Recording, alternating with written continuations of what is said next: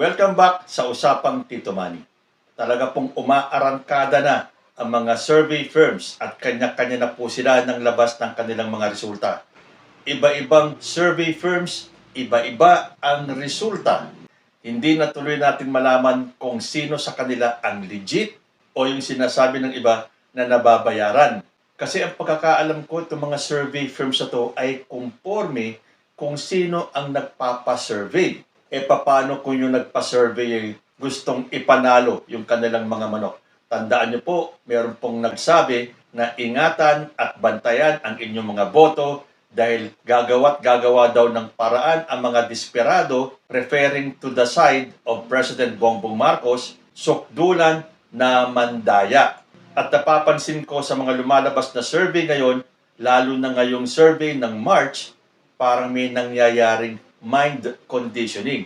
So kayo po ang bahalang magbantay at magmatsyag at mapapansin nyo naman ang malaking pagkakaiba ng mga past surveys sa mga survey ngayon. Kung bakit biglang umaangat si ganito, nawawala si ganyan. Pero syempre on my part, inilalabas ko lang po kung ano ang nabasa kong mga survey results at nakikita ko naman kahit na sila ang gumawa ng paraan para umangat kunwari yung kanilang mga kandidato, isa lang po ang nagiging consistent na mas namamayani at umaalagwa ang mga kandidato ng alyansa.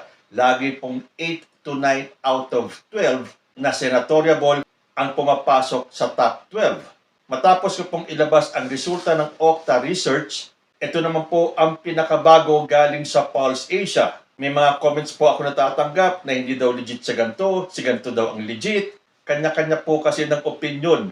Kapag hindi pumasok yung kanilang kandidato, peke yan, bayaran yan. Pero kapag pumasok ang kanilang kandidato, yan ang legit. So bago po natin basahin ang top 30, dahil ang ginawa po natin sa Okta Research ay top 30 din ang ating binasa para malaman po natin kung nasaan na ang inyong mga kandidato, kung pumasok man lang ba sa Circle of 30, gaya ng ginawa ko sa mga lumabas na bagong resulta ng mga senatorial survey, balikan po muna natin ang naging resulta ng Pulse Asia noong February. At ito po ang kanilang Magic 12 o ang top 12 base po sa survey ng Pulse Asia. February results. Number 1, Bongo. Number 2, Erwin Tulfo. Number 3, Tito Soto. Number 4, Bong Revilla. Number 5, Bato de la Rosa. Number 6, Willie Revillame. Number 7, Ben Tulfo. Number 8, Manny Pacquiao. Number 9, Lito Lapid. Number 10, Abby Binay. Number 11, Pia Cayetano. And number 12, Camille Villar. Isama po natin yung mga pumuesto ng 13 to 16 dahil sinasabi nila ito daw yung winning circle from 1 to 16. Although 12 lang po ang kukunin, yung pong 13 to 16 ay may mga tsansa pang makapasok sa top 12. So ang number 13 ng February edition ng Pulse Asia, Ping Lacson. Number 14, Amy Marcos. Number 15, Bam Aquino. At number 16, Kiko Pangilinan. Ayan, so ikumpara po natin kung sino-sino sa top 16 na to ang pumasok pa rin sa top 16 ng pinakabagong resulta ng Pulse Asia. Again, winning circle daw ang tawag nila dyan from 1 to 16. Pero siyempre, 12 lang po ang papasok. Okay, tulad ng ginawa natin sa Okta Research, top 30 po tayo. And we are going to start with number 30.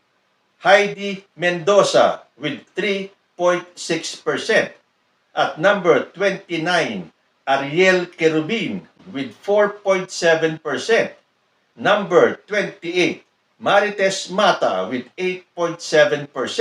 Number 27, Apollo Kibuloy, 11.4%.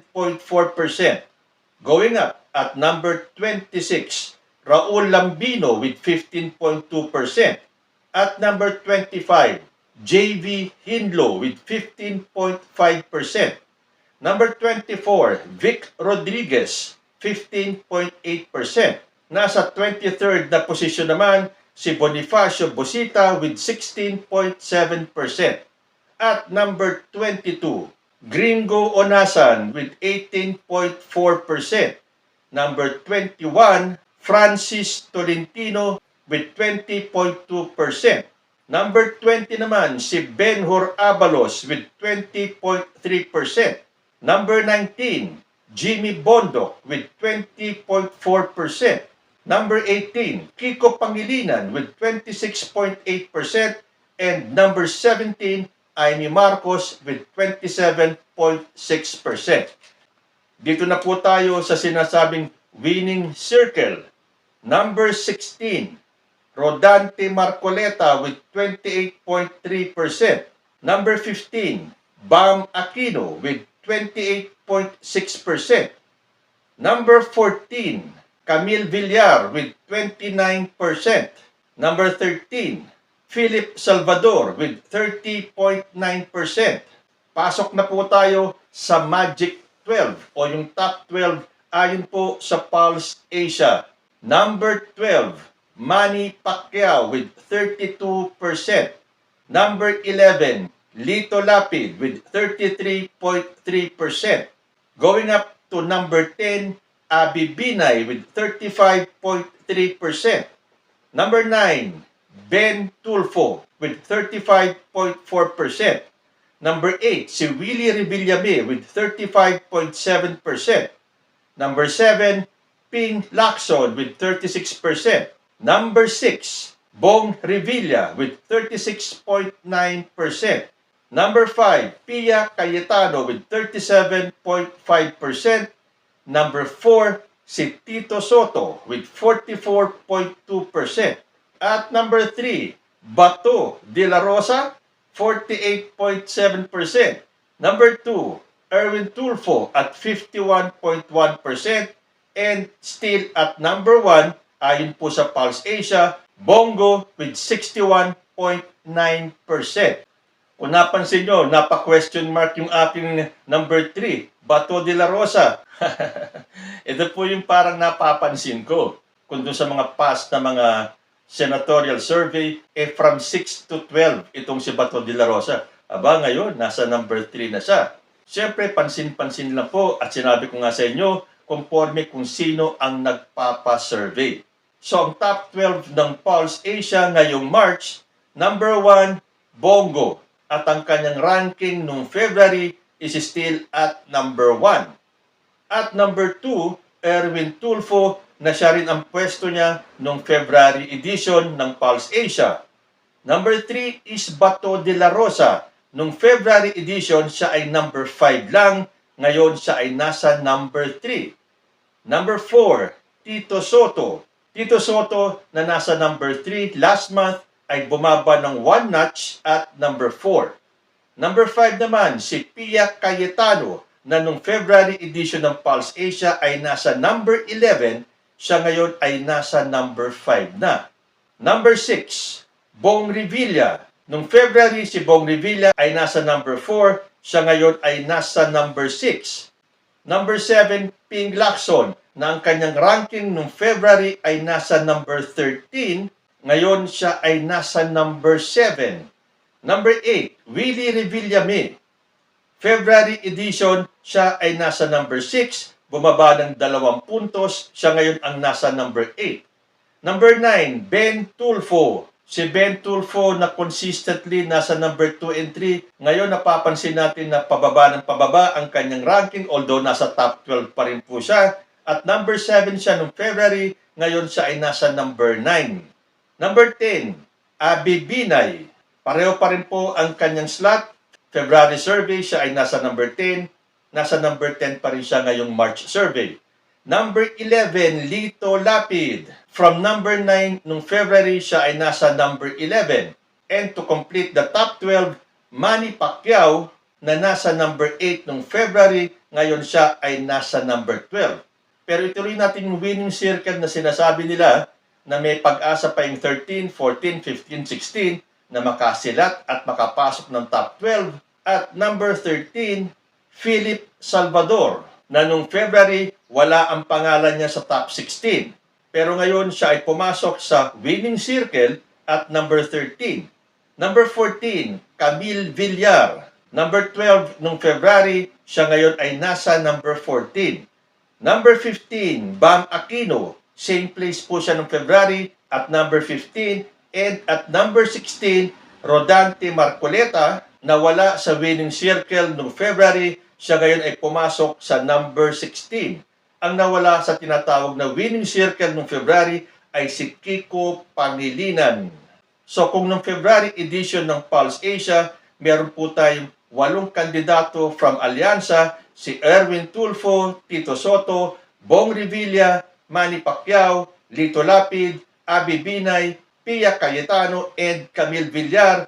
Ngayon pong March edition ng Pulse Asia, we have Erwin Tulfo, Tito Soto, Pia Cayetano, Bong Revilla, Ping Lacson, Abby Binay, Lito Lapid, and Manny Pacquiao. So ganun pa rin po. 8 noong February, 8 pa rin po mula sa Alyansa ang pumasok sa top 12.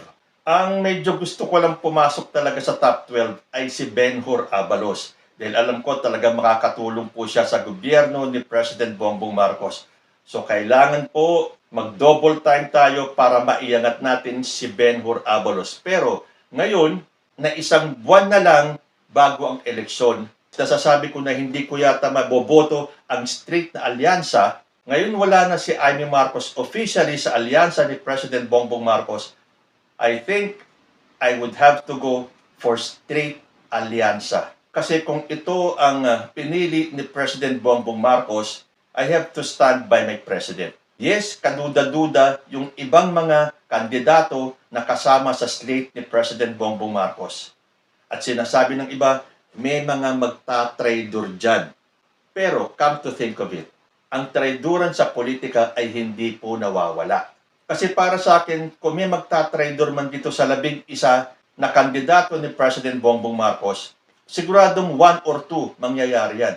Pero I would rather have itong mga kandidato niya ngayon na sooner or later ay magta-traidor sa kanya kaysa naman iboto ko yung kadugo mismo ni President Bongbong Marcos na mabuti na lang, maaga pa lang nakita na natin ang ginawang pagtatraidor at pagtalikod sa kanya mismong kadugo na si President Bongbong Marcos na ang pinili ay ang kabilang kampo. Sa ngayon, wala akong ill feelings kay Amy Marcos. Buhay niya yan, choice niya yan.